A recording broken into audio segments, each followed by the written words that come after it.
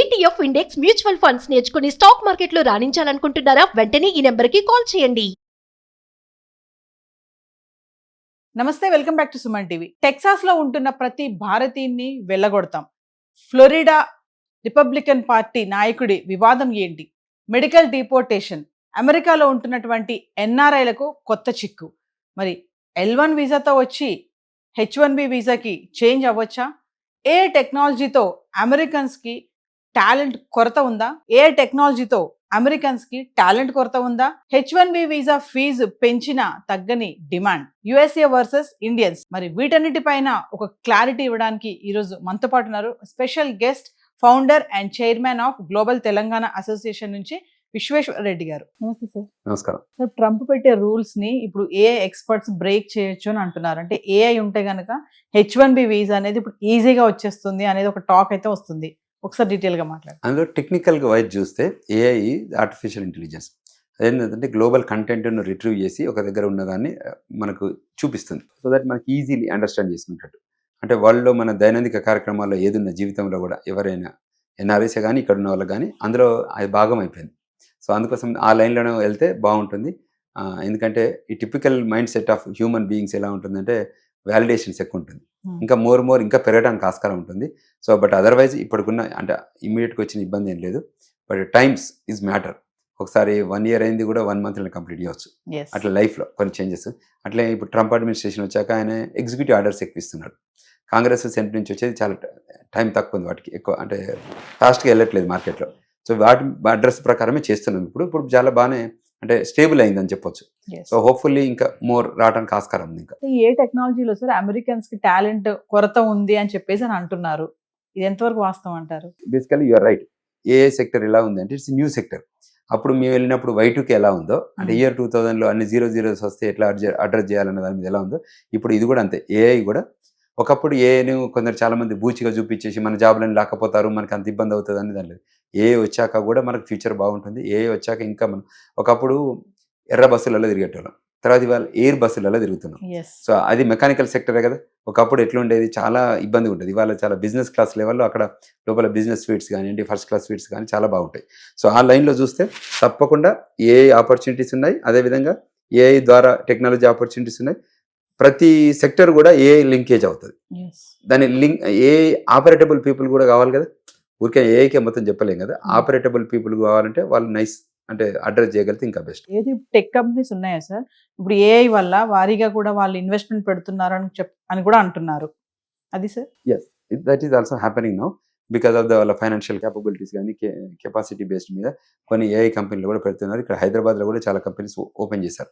So ఆ లైన్లో నేను థింక్ చేస్తే there is a lot of opportunity. అంటే H1B వీసా ఇంకా ఆగిపోతుంది అన్న ఈ టైంలో AI తో అడాప్ట్ చేసుకుంటే కనుక అది ఈజీ అవ్వచ్చు అంటారు. అంటే నేను ఏమంటానంటే you look at it 2 ways for everything. మనం ప్రతిదాన్ని ప్లాన్ A ప్లాన్ B అని పెట్టుకుంటాం కదా, బ్యాకప్ ప్లాన్ అంటాం కదా. సో సిమిలర్ లైన్స్లో ఇవి కూడా కొన్ని ఇష్యూస్ ఉంటాయి. వాటిని మాత్రం ప్రాపర్గా అడ్రస్ చేయగలిగితే దట్ వుడ్ బి గ్రేట్. అంటే ఇప్పుడు టాలెంట్ స్మార్ట్ ఉంటేనే అమెరికా వెళ్ళాలి అనేది ఒక పాయింట్ అంటారు. 100% ఎలా అయినా వెళ్ళిపోవాలి అమెరికా అంటే కుదరదు. ఇంకా 100% వాళ్ళకి ఎబిలిటీ ఉండాలి, టాలెంట్ ఉండాలి. వాళ్ళు రెజ్యూమ్ చెక్ చేస్తారు. జాబ్ ఆఫర్ ఇవ్వాలంటే ఇప్పుడు 100 మంది రెజ్యూమ్లు వస్తే ఒక రెజ్యూమ్ని పిక్ చేస్తారు. సో అది ఎట్లా పిక్ చేస్తారు? ఇదే టాలెంట్తో. అక్కడ రికమెండేషన్స్ ఎంత జరగవు, నాది బెటర్ వాళ్ళు. ఓన్లీ థింగ్ ఏంటంటే కంపెనీస్లలో విత్ ఇన్ ద కార్పొరేషన్స్లలో వాళ్ళు కొంచెం మేనేజ్ చేస్తారు. జాబ్ పోస్టింగ్ ఎప్పుడు పడుతుంది, జాబ్ ఏంటి అన్న దాని మీద చూస్తారు. అంటే H1B వీసా ఫీజు పెంచినా కూడా ఈ డిమాండ్ ఎందుకు తగ్గట్లేదు అంటే రీజన్ ఏంటంటారు? ప్రపంచం జనసాంద్రత ఎట్లా పెరిగింది. ఇప్పుడు జనసాంద్రతకు ఇవ్వడం చెప్తే పట్టించుకుంటున్నారా? మొత్తం జనాల దగ్గర డబ్బు వచ్చింది, రియల్ ఎస్టేట్ డబ్బు. ఏం చేస్తారు వాళ్ళందరూ, బిజినెస్ ఓనర్స్ అందరూ వాళ్ళ పిల్లల్ని అమెరికా పంపాలనుకుంటారు. పెళ్ళిన తర్వాత అమెరికా పోయే వరకే మన పిల్లలు, అమెరికా పోయిన తర్వాత మళ్ళీ మా పిల్లలు.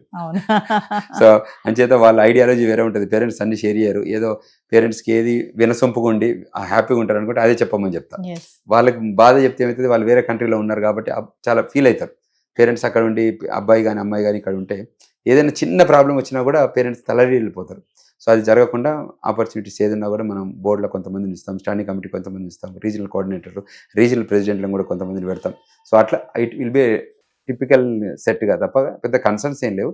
ఏదన్నా మన ఆఫీస్కి వస్తారు, మన గైడెన్స్ తీసుకుంటారు, మన అడ్వైజర్ తీసుకొని ముందుకెళ్తారు. మరి ఇంకొక సైడ్ చూస్తే అక్కడ ఎవరైతే అమెరికాలో ఉంటున్నారో జాబ్ చేస్తున్న వాళ్ళకి కొత్తగా ఇప్పుడు ఆ చట్టసభల్లో ఒక నిర్ణయం వస్తే వస్తున్నారు, H1B వీసా రద్దు చేద్దామని ఒక ఆలోచనలో వస్తున్నారని చెప్పేసి అంటున్నారు.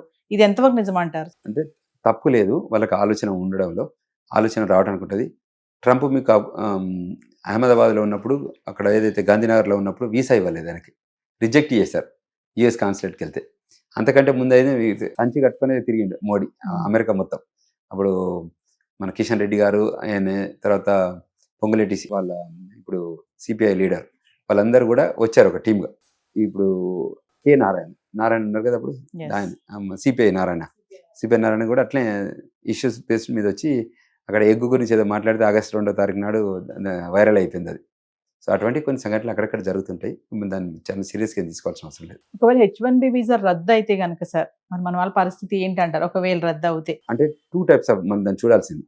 H1B ప్రోగ్రామ్ రద్దు అయ్యే సమస్య లేదు, ఎందుకంటే H1B program not meant for Indians. H1B program meant for globe. So గ్లోబ్లో ఉన్న అన్ని సెక్టర్స్, అంటే ఏదో టెక్నాలజీ సెక్టర్ ఒకటే కాకుండా ఫార్మస్యూటికల్ సెక్టర్ అనుకోండి, మెడికల్ సెక్టర్ అనుకోండి, తర్వాత వేరియస్ సెక్టర్స్లో వచ్చిన వాళ్ళ జనం ఉంటారు కదా, వాళ్ళందరూ కూడా H1B ప్రోగ్రామ్కి వస్తారు. ఈవెన్ లీగల్ కానివ్వండి, మెడికల్ కానివ్వండి, అన్ని రకాల సెక్టర్స్ నుంచి వచ్చిన వాళ్ళు ఉంటారు. సో వాటిని మనం ఎట్లా తీసుకుంటాం అన్న దాన్ని బట్టే ఉంటుంది. సో ప్రోగ్రామ్ను డికమిషన్ చేయరు, ఇప్పుడే ఏదైనా ఉంటే రేజ్ చేస్తారు. ఆయన ఎవరైతే సెనేటర్ ఉంటే వాళ్ళు రేజ్ చేసుకోవచ్చు. ఒక్క సెనేటర్తోనే మొత్తం బిల్ పాస్ కాదు కదా. సో వాళ్ళు ఒపీనియన్ చేస్తారు, డిస్కస్ చేస్తారు. ఎక్కడో దగ్గర మొదలు కావాలి స్పార్క్, కాబట్టి ఆయన మొదలు పెట్టాడు. బట్ ఓవరాల్గా పిక్చర్ చూస్తే ఆ 1-2 స్టేట్లే తప్ప మిగతా అన్ని స్టేట్లలో చాలా బ్రహ్మాండంగా ఉన్నారు మన వాళ్ళు, మీకు తెలిసి ఉంటుంది. ఇప్పుడు సో ఏదైనా క్వశ్చన్స్ ఉన్నా మా దగ్గరికి వస్తున్నాయి, సమస్యలు ఉన్నా మా దగ్గరికి వస్తున్నారు పిల్లలు. సో మేము వాళ్ళకి ఎడ్యుకేట్ చేస్తున్నాం, గైడ్ చేస్తున్నాం, వాళ్ళకి నాలెడ్జ్ ఇస్తున్నాం. సో దట్ వాళ్ళకి అందరికి వెళ్ళి బయటకు వచ్చేటట్టు కొన్నాం. మేము ఇన్ పర్సన్ ఉండి వాళ్ళకి బెయిల్ బాండ్లు ఇచ్చి కొట్లాడుకొని గొడవలు అయ్యి పోలీస్ కేసులు అయితే ఏం చేస్తామంటే వాళ్ళు బయటకు తీసుకురావడానికి బెయిల్ బాండ్ అంటారు. సో ఆ బెయిల్ బాండ్స్ గురించి తీసుకొస్తుంటాం ఫ్రెండ్స్కి అందరికి.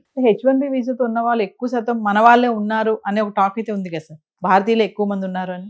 తెలుగు వాళ్ళు ఎక్కువ ఉన్నారని చెప్పండి. భారతీయులు కాకుండా 2 తెలుగు రాష్ట్రాల నుంచి కూడా చాలా మంది ఆడున్నారు. సో దానివల్లనే అంటే పాపులేషన్ ఇంకా కౌంట్ అవుతుంది. పాపులేషన్ కౌంటింగ్ బేస్డ్ మీద నెంబర్స్ రిలీజ్ చేస్తారు. సో దాన్ని బట్టి హోప్ఫుల్లీ బాగా అంటే జరుగుతుంది. ముందు సార్ ఇంకా ఎక్కువ శాలరీ ఉన్న వాళ్ళని తీసుకుంటుందా? అంటే బేసికల్గా ఏమంటుంటే, మీ ఇంతకుముందు 2 చెప్పినట్టు మీ దగ్గర ఏముంది మేము అడుగుతాం. మీ దగ్గర టాలెంట్ ఉంది అనుకోండి, come over exhibit your talent.